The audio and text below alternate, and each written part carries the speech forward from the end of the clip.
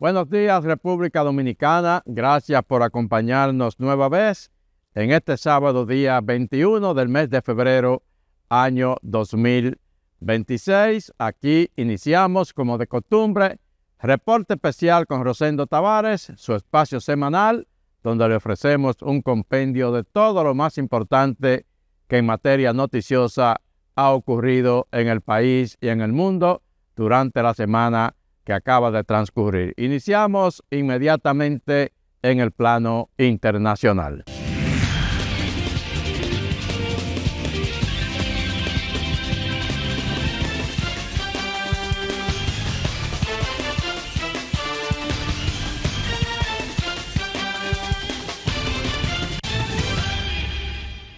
Comenzamos en el Reino Unido, que es la nación donde el sonado caso Epstein, que ha sacudido prácticamente a todo el mundo, bueno, pues ha tenido el mayor impacto, el impacto más profundo en la sociedad, el caso del Reino Unido, porque allí una de las principales figuras de ese país, miembro de la realeza británica, dicen que el hijo preferido de la fallecida reina Isabel II, el príncipe Andrés, pues ha resultado seriamente complicado en el caso Epstein. Y el pasado jueves, la policía británica lo puso bajo arresto por sus implicaciones en ese caso. Ya antes, el rey Carlos III lo había despojado de sus títulos reales, lo habían incluso expulsado de las residencias reales, y el mismo rey, luego del arresto de la policía, emitió un comunicado oficial, el Palacio de Buckingham, apoyando el accionar de las autoridades para que todo esto se investigue hasta las últimas consecuencias. El hombre que en su día fue conocido como Su Alteza Real el Príncipe Andrew, Duque de York, y al que ahora se le conoce simplemente como Andrew Mountbatten Windsor, fue detenido el jueves por la mañana por la policía británica. Varios coches camuflados se detuvieron en la finca de Sandringham y también se llevaron a cabo registros en Berkshire y Norfolk. La policía ha abierto una investigación. La investigación se centra en las acusaciones que surgieron en los archivos de Epstein en relación con la etapa de Andrew como enviado comercial. Al parecer envió correos electrónicos confidenciales del gobierno a Epstein y a otros amigos del mundo financiero. Los archivos de Epstein también parecen mostrar que reenvió informes oficiales al pedófilo sobre viajes a Hong Kong, Singapur, Vietnam y China en noviembre de 2010. Tras una evaluación exhaustiva, hemos abierto una investigación sobre esta denuncia de conducta indebida en el ejercicio de un cargo público. Somos conscientes del gran interés público que suscita este caso y proporcionaremos información actualizada en el momento oportuno. Andrew Mountbatten Windsor ha negado anteriormente cualquier irregularidad en relación con las acusaciones de haber mantenido relaciones sexuales con una menor o en relación con su amistad con Epstein. Pero con la publicación de una nueva serie de documentos, entre los que se incluye una imagen de él inclinado sobre una joven, la presión contra él ha ido en aumento. Explotó con el príncipe Andrés cuando una jovencita norteamericana, Virginia Giuffre, lo acusó a él directamente de prácticamente haberla convertido en su esclava sexual, siendo ella una adolescente, y se pensaba que este arresto de él en el Reino Unido tenía que ver con ese caso y con la denuncia de la jovencita, que dicho sea de paso, se suicidó ya recientemente, no hace mucho tiempo. Se suicidó producto de las secuelas que le quedaron de aquellos traumáticos acontecimientos. Pero se informa ahora en el Reino Unido que lo que realmente desencadenó el arresto allá en Inglaterra y todo lo que se ha desencadenado en las últimas horas tiene que ver, y lo leo textualmente, con un correo electrónico en particular, un correo que llamó la atención después que el entonces príncipe regresara de un viaje a Asia financiado por el gobierno británico, un correo electrónico que le enviaron con una serie de informes sobre los países relacionados con su viaje. Entonces, a los 5 minutos de recibir ese correo, él se lo reenvió a Jeffrey Epstein, que en ese momento ya había sido condenado y estaba cumpliendo sentencia en una prisión de Estados Unidos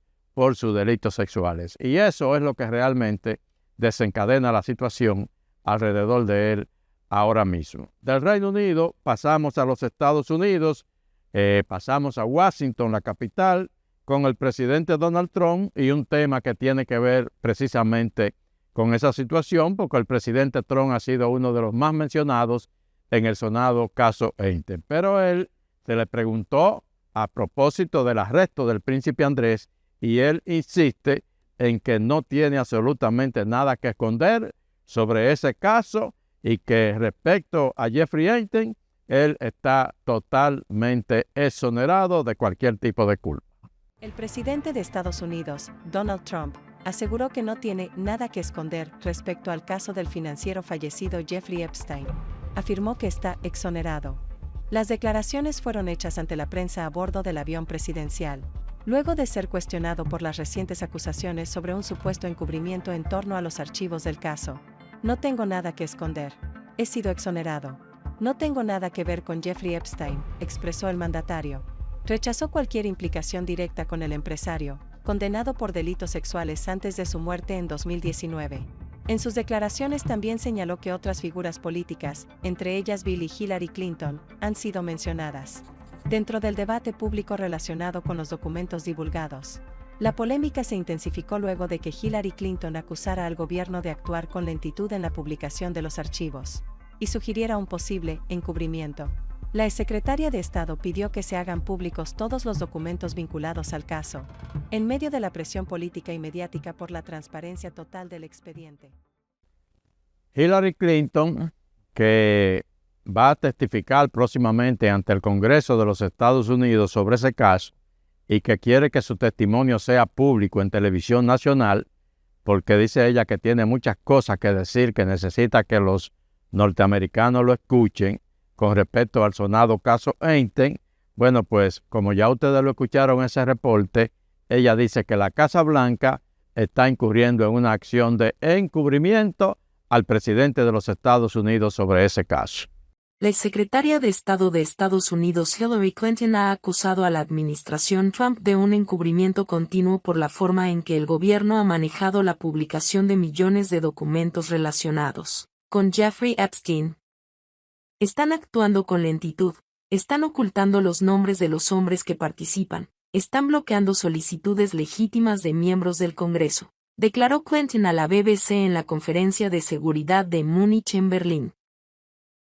El vicesecretario de Justicia adjunto de Estados Unidos Todd Blanche ha defendido repetidamente el manejo de los archivos por parte del Departamento de Justicia, y asegura que el departamento está comprometido con la transparencia y no oculta nada.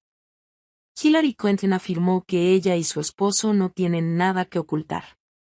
Bill Clinton ha negado repetidamente cualquier irregularidad relacionada con el difunto agresor sexual.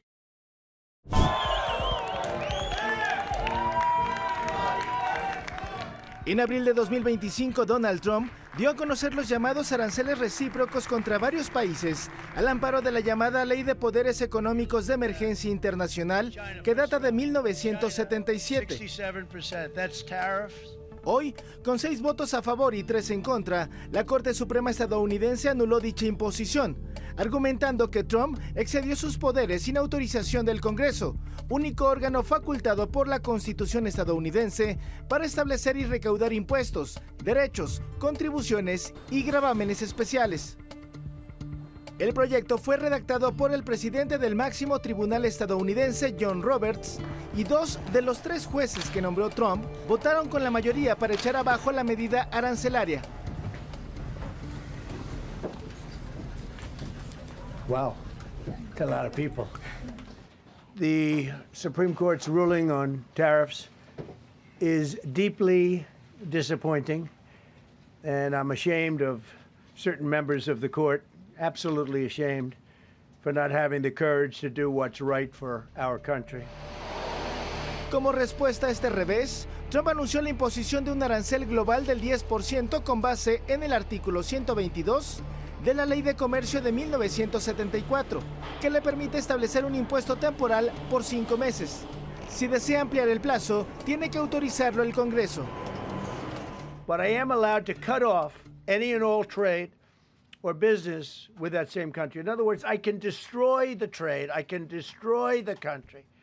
I'm even allowed to impose a foreign country destroying embargo. I can embargo. I can do anything I want, but I can't charge $1. Especialistas del sector comercial calculan que Estados Unidos tendría que hacer reembolsos de entre 120 y 175 mil millones de dólares, pero Trump afirmó que las demandas se irán a tribunales, lo que podría tardar años en resolverse. Además del fallo de la Corte, este viernes se dio a conocer que el Producto Interno Bruto estadounidense creció solo 1.4% en el último cuatrimestre de 2025, un dato inferior a la previsión del 3%.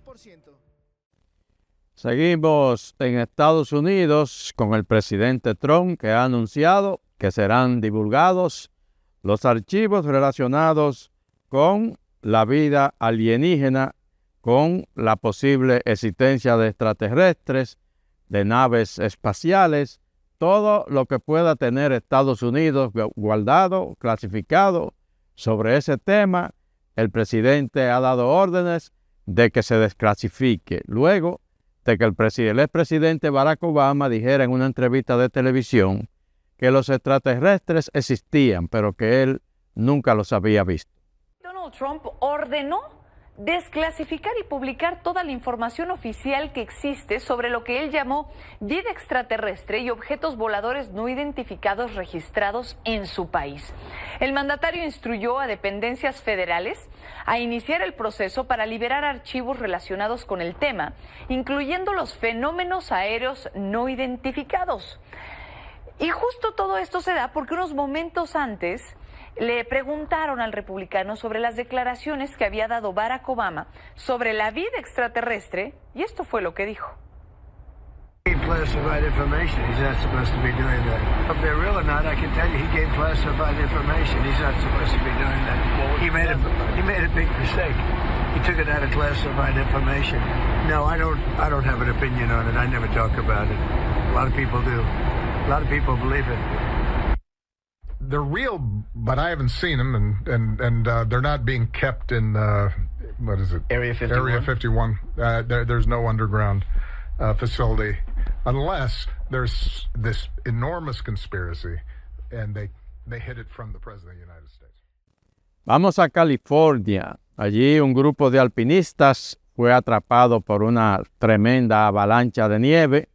Quedaron todos sepultados, 16 que componían el grupo quedaron sepultados.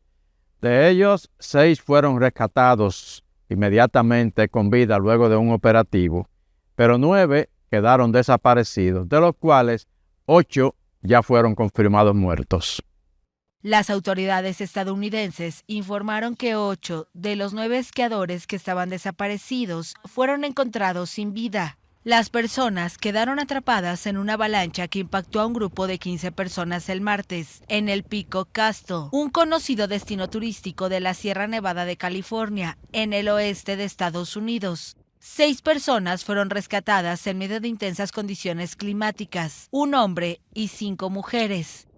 Es una zona agreste muy remota al norte de la carretera. No es una zona preparada ni una estación de esquí. Es una zona rural, un terreno accidentado. La avalancha se produjo la mañana del martes en la montaña de 2.777 metros, que pertenece además al Bosque Nacional de Tahoe. El grupo de 15 personas, conformado por 11 esquiadores y 4 guías, regresaba de un paseo de 3 días en la región cuando ocurrió el alud.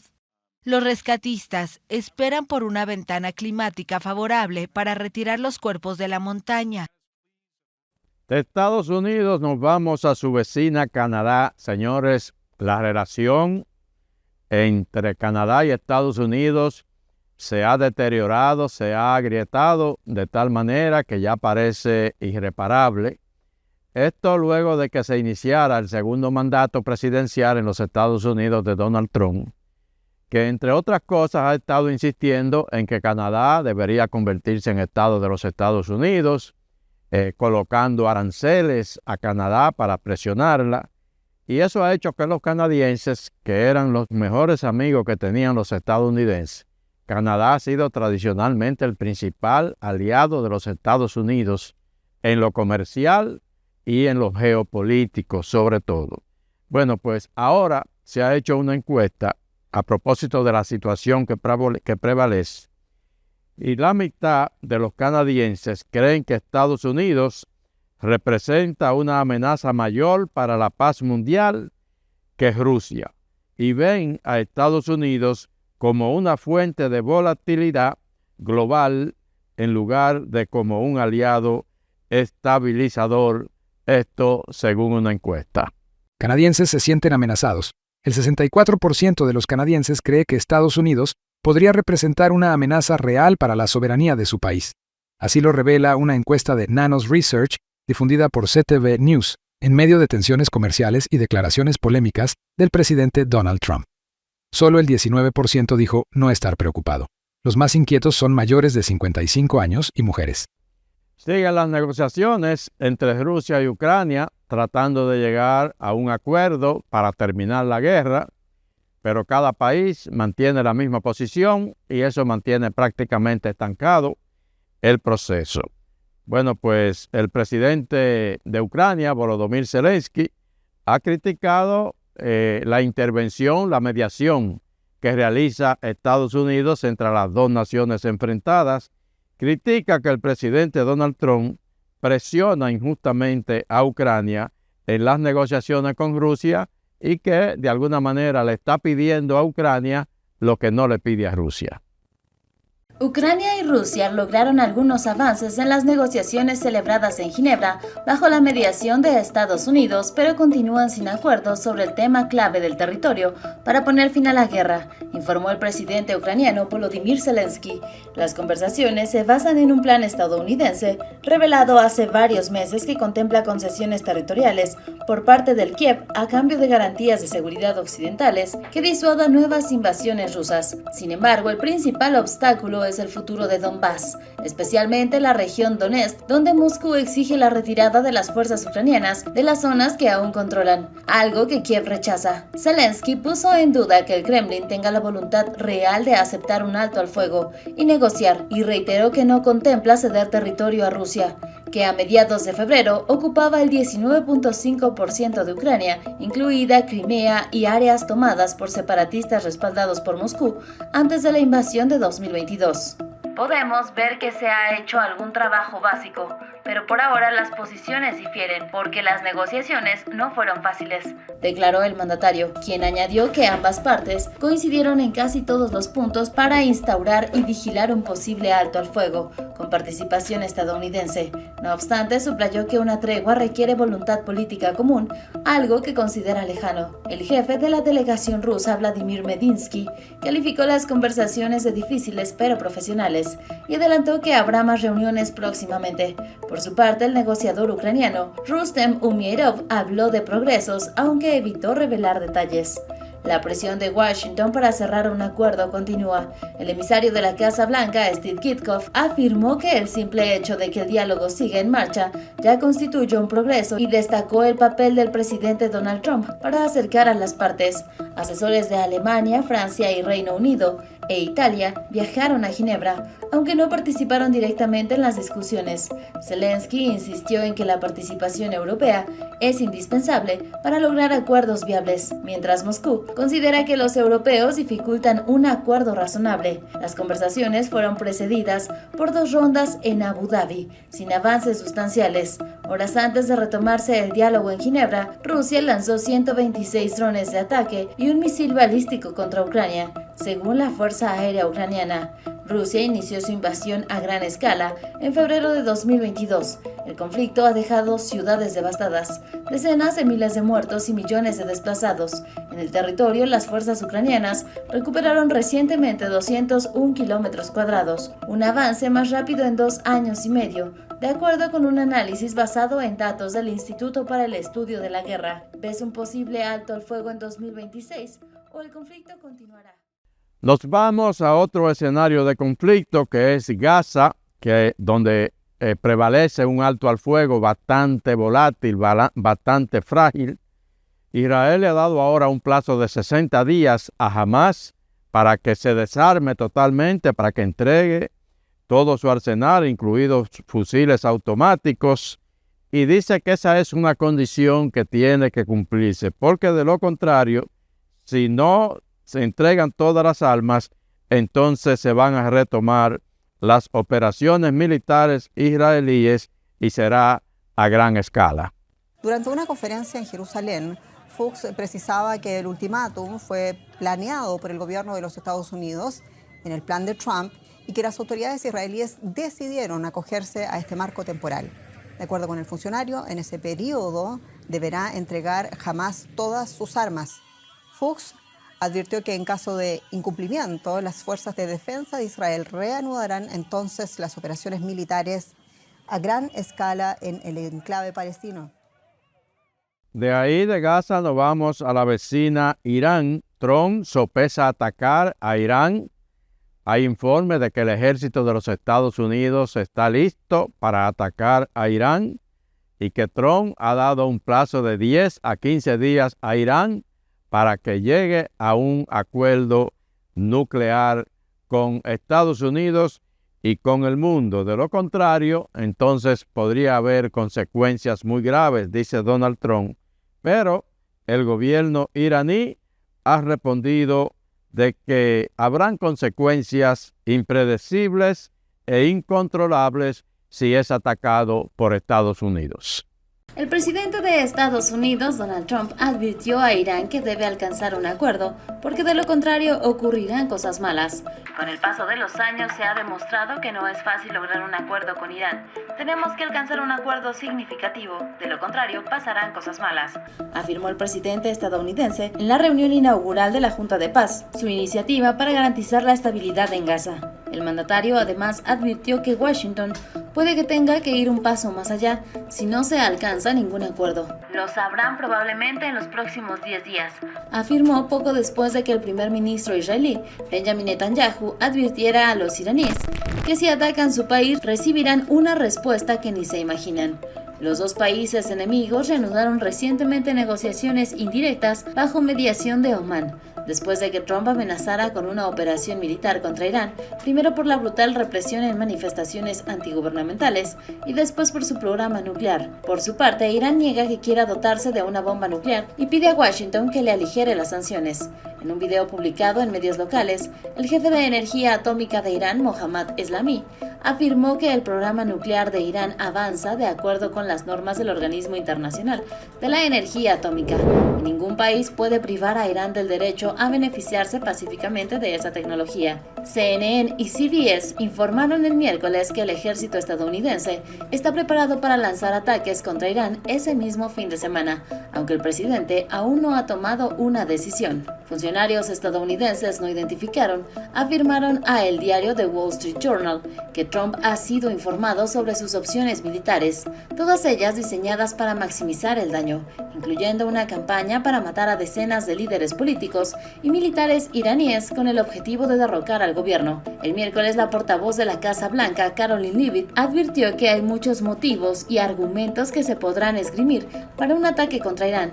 Estados Unidos ha reforzado su presencia militar en Medio Oriente e incluso pidió al Reino Unido que evite ceder la soberanía sobre las Islas Chagos en el Océano Índico, porque una base aérea en el archipiélago podría ser necesaria si Irán no llega a un acuerdo.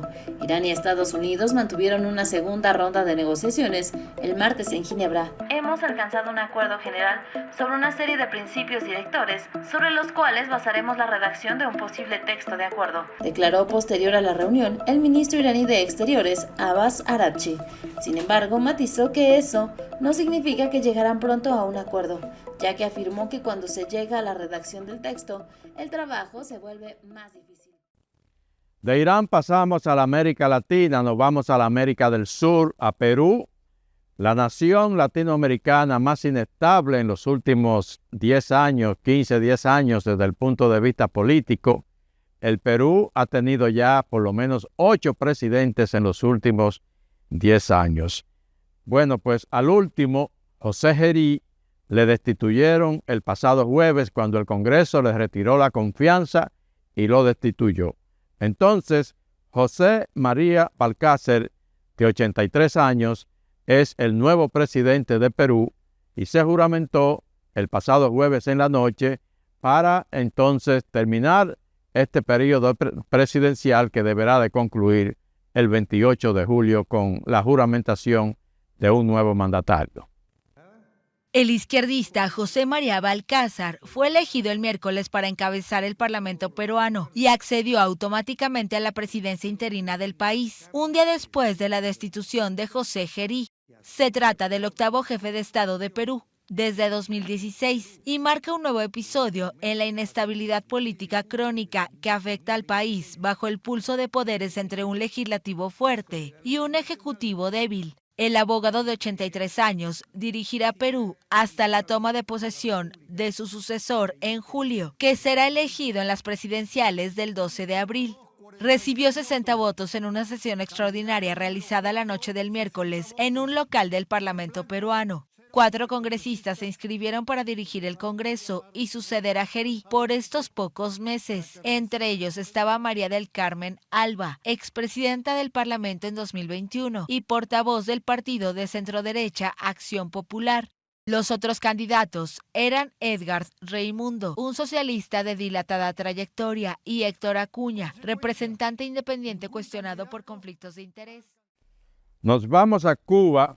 Cuba está en una situación sumamente crítica, sin combustible, sumamente presionada por Estados Unidos, que básicamente ha bloqueado cualquier posibilidad de que llegue petróleo y otros suplementos a la isla. Bueno, pues el canciller de Cuba, Bruno Rodríguez, se trasladó hasta Moscú, capital de Rusia, esta semana. Allí se reunió, fue recibido por el presidente Vladimir Putin, quien le reafirmó a Cuba que siempre estará a su lado. El presidente de Rusia consideró inaceptables las nuevas sanciones impuestas por Estados Unidos contra la mayor de las Antillas en el Caribe. El presidente ruso Vladimir Putin recibió el miércoles en el Kremlin al canciller cubano Bruno Rodríguez y reafirmó que su país siempre estará al lado de La Habana frente al bloqueo energético de Estados Unidos. Nuestros países tienen una relación especial que se ha desarrollado históricamente. Siempre hemos estado del lado de Cuba en su lucha por la independencia, por el derecho a seguir su propio camino de desarrollo. Siempre hemos apoyado al pueblo cubano. La crisis en Cuba se agudizó en enero, cuando el presidente de Estados Unidos, Donald Trump, cortó el flujo de petróleo venezolano a la isla tras la caída de Nicolás Maduro, capturado por las fuerzas especiales estadounidenses. Sabemos lo difícil que ha sido para el pueblo cubano luchar durante todos estos años, durante todas las décadas de la independencia cubana, por su derecho a vivir con sus propias reglas y defender sus intereses nacionales. Sin embargo, Moscú aún no se ha comprometido públicamente a enviar combustible ni ningún otro tipo de ayuda. Quiero agradecer especialmente también la solidaridad rusa expresada por el señor presidente y por el gobierno ruso, por el canciller, de manera sólida y permanente frente al endurecimiento del bloqueo contra Cuba y más recientemente en relación con el cerco energético. El canciller viajó a Rusia, su aliado tradicional, en busca de ayuda. Durante la jornada se reunió con su homólogo ruso, Sergei Lavrov, que recurrió a un lenguaje de la era soviética para criticar a Washington. Hizo un llamado a Estados Unidos para que actúe con sentido común y se abstenga del bloqueo militar y marítimo de la Isla de la Libertad. En sus conversaciones con Lavrov, Rodríguez afirmó que Cuba no cambiaría su rumbo político bajo presión de Estados Unidos. La isla enfrenta una grave escasez de combustible y prolongados apagones en momentos en que la administración Trump intensifica el embargo que Washington aplica contra la isla desde 1962. La situación de Cuba, lo que está ofreciendo Putin es básicamente apoyo moral. Siempre estaremos de su lado. y consideramos inaceptables las presiones de Estados Unidos, pero como se escucha en el reportaje, hasta ahora ningún tipo de ayuda ha llegado desde Rusia para Cuba. Putin ahí está en una situación un poco difícil, porque ayudar a Cuba a enviar petróleo sería contradecir a Trump. Él necesita a Trump de su lado en las negociaciones en el conflicto con Ucrania, en el que Trump evidentemente está favoreciendo más a Rusia que a Ucrania, y entonces como que ahí Cuba se ve un poco perjudicada en medio de toda esa situación. En Venezuela se siguen dando acontecimientos dramáticos luego de aquel operativo estadounidense que desalojó a Nicolás Maduro del poder y se lo llevaron y lo tienen preso en Estados Unidos. Han comenzado a darse ahí una serie de acontecimientos con mucha rapidez. Un gobierno interino encabezado por Delcy Rodríguez, y el pasado jueves la Asamblea Nacional de Venezuela aprobó a unanimidad una ley de amnistía que pondrá en libertad a los presos políticos. Cumplo con el deber republicano. Venezuela aprobó el jueves una histórica ley de amnistía general que se espera conduzca a la liberación masiva de presos políticos bajo el chavismo gobernante, aunque expertos advierten que su alcance es excluyente. La ley es una iniciativa de la presidenta interina Delcy Rodríguez, que la impulsó al asumir el poder tras la captura de Nicolás Maduro el 3 de enero en una incursión militar de Estados Unidos. Desde postura de presidenta encargada, chavista, hay que saber pedir perdón y hay que también saber recibir perdón. Y ese es el proceso que se abre con esta ley de amnistía. Entre la esperanza y el desgaste, decenas de allegados de presos políticos se pusieron felices tras la aprobación de la ley. Pues feliz, con esperanza, pero siempre la expectativa, porque hasta que no los veamos afuera, no vamos a dejar de luchar. Pues.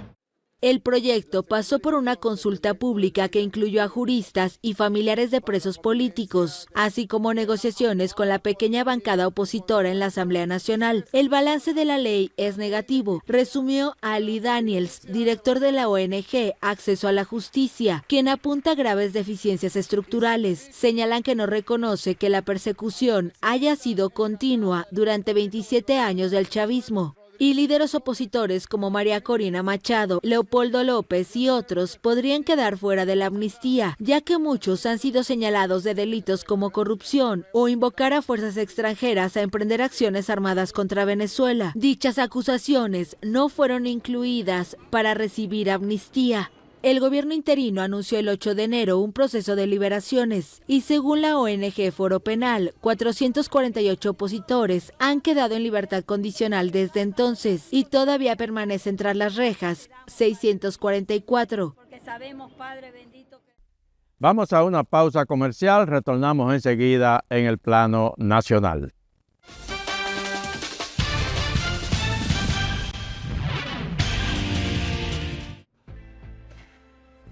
Esto es mío.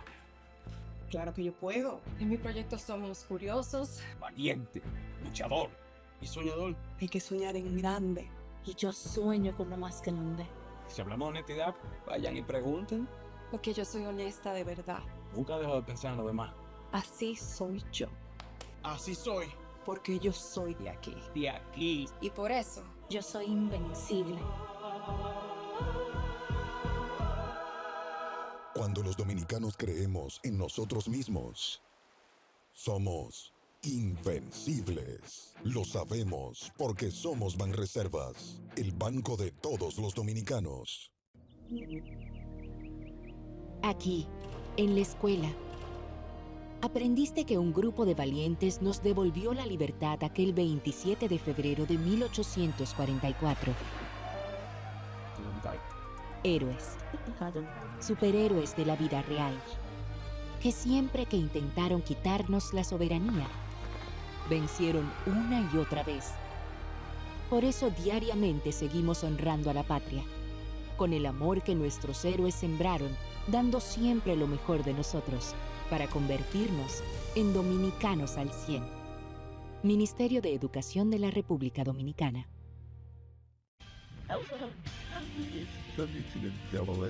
Gracias por continuar con nosotros. Esto es Reporte Especial con Rosendo Tavares en este sábado día 21 de febrero, año 2026. Vamos a comenzar con un importante anuncio que se ha hecho esta semana en este país.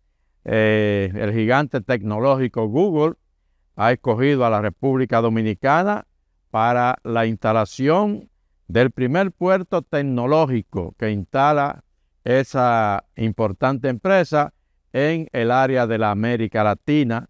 Será una inversión de $500 millones en lo que se denomina como un puerto digital que convertirá a la República Dominicana, según lo dijo el presidente Luis Abinader en el acto, en el hub tecnológico regional.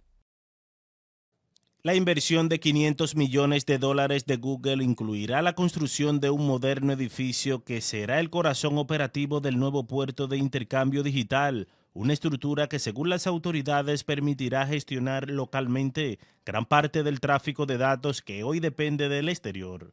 No estamos solo conectando a toda la región, nos estamos convirtiendo en un nodo estratégico del mundo digital. Según explicó el presidente Luis Abinader, la incorporación de esta infraestructura triplicará la capacidad actual de transmisión de datos, reducirá significativamente el tiempo y fortalecerá la seguridad del sistema tecnológico nacional. Esto significaría multiplicar por 3 lo que hay actualmente, pero es mucho más en términos de capacidad, debido a que el cable tiene de última tecnología. Durante el acto celebrado en el Salón Las Cariátides del Palacio Nacional, el mandatario firmó un decreto que declara de alta prioridad nacional la construcción de puertos de intercambio digital como parte de la estrategia de transformación tecnológica del país. Parte de nuestro tráfico se sirve directamente desde la República Dominicana, 61% en este caso, en el último año, pero como vemos hay un 38% que se sirve desde los Estados Unidos. Cristian Ramos, director de infraestructura globales de Google, reveló que el tráfico digital en el país ha crecido un 500%. Actualmente un 38% de este tráfico depende de servidores en el Estados Unidos. Diseñada para recibir hasta 4 cables submarinos de fibra óptica, coloca al país en el mapa global de la conectividad digital. El nuevo proyecto establecerá conexión directa con Carolina del Sur y Virginia, creando el primer anillo digital directo entre el país y el territorio continental estadounidense. La Dirección Nacional de Control de Drogas sigue sus operaciones dando importantes golpes al narcotráfico en la República Dominicana y esta semana anunció con la colaboración de autoridades norteamericanas, pues la incautación de un alijo de más de 2 toneladas de cocaína en el Mar Caribe. Esto es, más de 2 toneladas de presunta cocaína durante una operación conjunta y combinada desplegada en las costas de la provincia Peravia. Se trata de el cargamento de mayor volumen confiscado en el interior de una lancha por vía marítima. Una vez más, la Armada de República Dominicana conduce una operación contundente en la lucha contra el narcotráfico y el crimen organizado. Pese al cierre temporal de la oficina de la DEA en el país, Estados Unidos jugó un papel fundamental en el decomiso histórico de la sustancia en alta mar. Quiere decir y evidencia que la cooperación de Estados Unidos a la República Dominicana en la lucha contra el narcotráfico es innegociable. Se sigue trabajando de manera coordinada, conjunta y contundente para seguir asestando golpes a estas estructuras de narcotráfico nacional e internacional. En el operativo fueron detenidos 6 personas identificadas como Euris López Flores, Jordán La Antigua Liriano, Melvin Rafael Ramírez Morales, Joel Alejandro Rodríguez Santana, Jonathan de la Rosa y Alexander Martínez Guzmán, todos de nacionalidad dominicana. Los detenidos en esta operación están siendo puestos a disposición de la justicia para ser sometidos por violación a la ley 50-88. La Policía Nacional tiene un nuevo director general, el mayor general Andrés Modesto Cruz Cruz. El presidente Luis Abinader lo ascendió de general de brigada a mayor general y lo ha designado como el nuevo director de la policía. Orden del día. La Policía Nacional se complace con la designación del Mayor General Andrés Modesto Cruz Cruz, Policía Nacional. El oficial general resaltó los retos y desafíos que tiene por delante. Las estrategias que llevaremos a cabo no son un simple conjunto de actividades motivacionales con efectos efímeros, son más bien el abono a una cultura de pertenencia enfocadas en una cosecha creciente de resultados y de una productividad floreciente en el desarrollo congruente e integral de la institución. Sé y tenemos fe, Mayor General, nuevo director, que usted hará una buena gestión, cuente con el apoyo del presidente Abinader, del Ministerio de Interior y Policía, de la Fuerza de Tarea Conjunta, y cuente de verdad con tantas personas valiosas que tiene a su alrededor. Cruz Cruz exhortó a sus agentes a enfrentar la delincuencia con gallardía. El respeto de los derechos de los ciudadanos y ciudadanas y de los miembros policiales. Por tanto, estas son las bases fundamentales para todas las acciones que llevaremos en nuestra gestión al frente de la Dirección General de la Policía Nacional. Mientras el exdirector de la Policía Nacional, Ramón Guzmán Peralta, dice que deja una institución renovada y moderna. Durante nuestra gestión también logramos implementar el nuevo modelo de prestación de servicios de la policía, fortalecimiento de nuestras identidades institucionales con nuevo uniforme, y dimos la bienvenida a más de 10.000 nuevos agentes policiales. Quiero hacer un compromiso público con nuestro Mayor General Ramón Antonio Guzmán Peralta. Comandante, vaya sin miedo. Usted está entregando el timón de la institución a una persona que le acompañó a usted en parte de su carrera de policía. Su compromiso es el mío. No tema. El Partido Revolucionario Moderno, el partido de gobierno, celebró esta semana un acto para la celebración de su 11 aniversario de fundación. Allí hubo un discurso central del presidente de la República, Luis Abinader, considerado el líder máximo de ese partido. El presidente abogó por la unidad, madurez política y acuerdos internos en el Partido Revolucionario Moderno de cara al proceso electoral del año 2028. Discurso de tono político y partidario. El mandatario afirmó que habló no solo como jefe de Estado, sino como militante orgulloso del PRM, destacando que el partido nació para servir y transformar a la República Dominicana. Durante su intervención, Abinader calificó la corrupción como alta traición a los principios del partido y defendió la independencia del Ministerio Público y la separación de los poderes. Que no somos iguales. Creamos un Ministerio Público independiente que ha eliminado la impunidad del pasado y la impunidad del presente. Hoy hay un gobierno que enfrenta la corrupción y no que la cubre como en el pasado. Luis Abinader resaltó que su gestión ha reducido la pobreza, aumentado el salario mínimo y fortalecido la institucionalidad democrática, asegurando que por primera vez se blindó la Constitución para impedir la perpetuidad en el poder.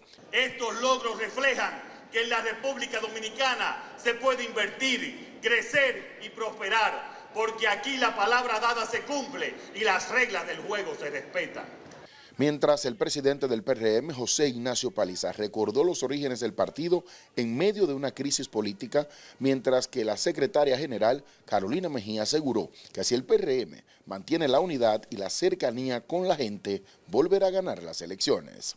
Que defendamos nuestro gobierno, un gobierno que lo está haciendo bien y a un presidente que está trabajando incansablemente. En tanto que la dirección del PRM en Santiago, con consignas de unidad y continuidad, convirtió su aniversario en una demostración de fuerza política, dejando claro que la carrera hacia el 2028 ya comenzó. El acto contó con la presencia de la vicepresidenta de la República, Raquel Peña, la primera dama Raquel Arbaje, el expresidente Hipólito Mejía, así como dirigentes nacionales y provinciales. El presidente Abinader concluyó reiterando que el PRM no tiene dueño, sino una misión: servir al pueblo dominicano. Vamos a una nueva pausa comercial.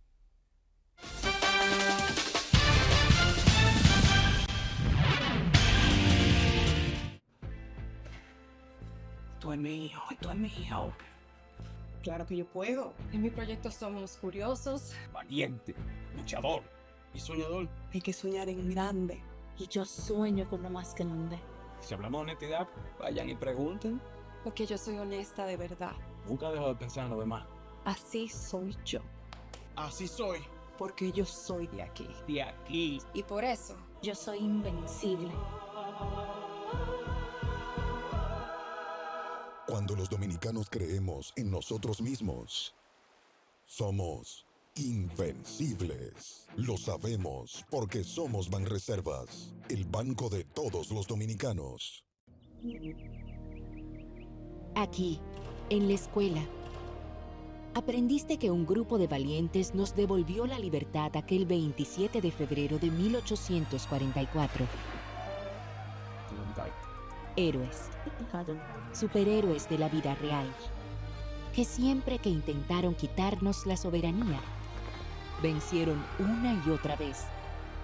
Por eso diariamente seguimos honrando a la patria, con el amor que nuestros héroes sembraron, dando siempre lo mejor de nosotros, para convertirnos en dominicanos al 100.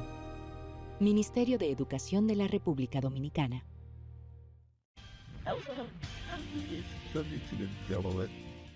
Gracias por continuar con nosotros. Esto es Reporte Especial con Rosendo Tavares en este sábado, día 21 de febrero, año 2026. Vamos a iniciar con el Tribunal Constitucional de la República Dominicana, que ha emitido una sentencia este año que resulta de muy malas noticias para el Ministerio Público Dominicano. El Tribunal Constitucional ratificó la absolución de Ángel Rondón, Víctor Díaz Rúa y Conrado Pitaluga en el sonado caso Odebrecht. El Tribunal Constitucional validó los argumentos de la segunda sala de la Suprema Corte de Justicia, la cual estableció que el Ministerio Público no logró identificar ni individualizar a los supuestos funcionarios que habrían recibido los sobornos. Lo que acaba de fallar el Tribunal Constitucional, ratificar una sentencia de la Suprema Corte de Justicia que indicó que no podía haber sobornos si no aparecieron los sobornados. Las opiniones de legisladores y religiosos coinciden en que sin pruebas sólidas, los casos como el de Odebrecht difícilmente prosperen en los tribunales. Congresistas expresaron que el fallo del Tribunal Constitucional, que confirmó la no culpabilidad de Víctor Díaz Rúa y Ángel Rondón por supuestos sobornos, evidencian la necesidad de presentar acusaciones robustas. Advirtieron que cuando los casos se mediatizan y no concluyen en condenas, se afecta la credibilidad del sistema. Muchas veces el Ministerio Público lo que hace es que busca muchos papeles y lleva en una carretilla muchísimos papeles para impresionar y eso, pero lamentablemente en los casos que hemos visto no tienen sustancia probatoria. Cuando se festinan los casos de corrupción, la sociedad se genera expectativa y cuando ve desvanecerse los mismos en el tiempo, quien termina perjudicada son las instituciones. Creo que de esa sentencia quedan estas interrogantes. Nosotros queremos que podamos nosotros tener una República Dominicana donde se respete la dignidad, donde se respete el debido proceso. El presidente del Consejo de Unidad Evangélica, Feliciano Lassen, afirmó que un proceso prolongado afecta la imagen de los imputados y que en un Estado de Derecho debe prevalecer el debido proceso y lo que determinen los jueces. Esas personas podrían demandar al Estado Dominicano por haber sido enjuiciado y durar tantos años en los tribunales, que cuesta imagen pública, inversión jurídica y todo ese tipo de cosas. Díaz Rúa y Rondón habían sido condenados en instancias anteriores a 5 y 8 años de prisión respectivamente, pero la Suprema Corte de Justicia descargó a los acusados por falta de pruebas, decisión que fue ratificada por el Tribunal Constitucional. Desde Estados Unidos y específicamente desde Washington llegan informaciones con respecto a Melitón Cordero, ese funcionario de la Agencia Antidroga de los Estados Unidos, la DEA, que fue apresado por realizar actividades ilícitas en la República Dominicana. En Washington se confirmó que Melitón Cordero vendía visas a un valor de hasta $10,000 y que fue detectado mediante una operación encubierta del Departamento de Seguridad Nacional que grabó la entrega de dinero y el uso irregular del programa de informantes, información que fue confirmada en medio de esa investigación. Hasta $10,000 habría cobrado el ex jefe de la DEA en República Dominicana, Melitón Cordero, para acelerar procesos de visas estadounidenses. Así lo establecen documentos federales de la investigación que emprendió el Departamento de Seguridad Nacional norteamericano a raíz de la denuncia hecha por un ex empleado de la embajada que destapó un presunto esquema de sobornos y fraude migratorio. Según el documento, Cordero aceleraba los trámites de visa, presentando a los solicitantes como fuentes de la DEA, a quienes incluso habría fabricado documentación e instruido sobre las historias que debían declarar durante sus entrevistas consulares. La investigación señala además que un productor musical fungía como intermediario y quien presuntamente solicitaba dinero a cambio de citas consulares en tan solo 2 semanas, garantizando que contaba con un contacto dentro de la agencia antidrogas.